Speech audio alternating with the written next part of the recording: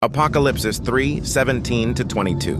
Sa 17, sapagkat sinasabi mo, ako'y mayaman at nagkamit ng kayamanan at hindi ako nangangailangan ng anuman.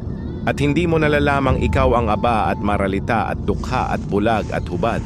18. Ipinapayo ko sa iyo na ikaw ay bumili sa akin ng gintong dinalisay ng apoy upang ikaw ay yumaman at ng mapuputing damit upang iyong maisuot at upang huwag mahayag ang iyong kahiyahiyang kahubaran at ng pangpahid sa mata na ipahid sa iyong mga mata upang ikaw ay makakita.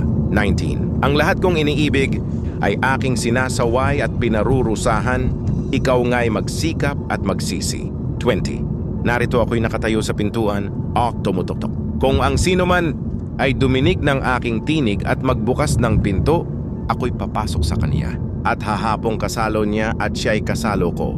21. Ang magtagumpay ay aking pagkakaloobang umupong kasama ko sa aking luklukan, gaya ko naman na nagtagumpay at umupong kasama ng aking ama sa kaniyang luklukan.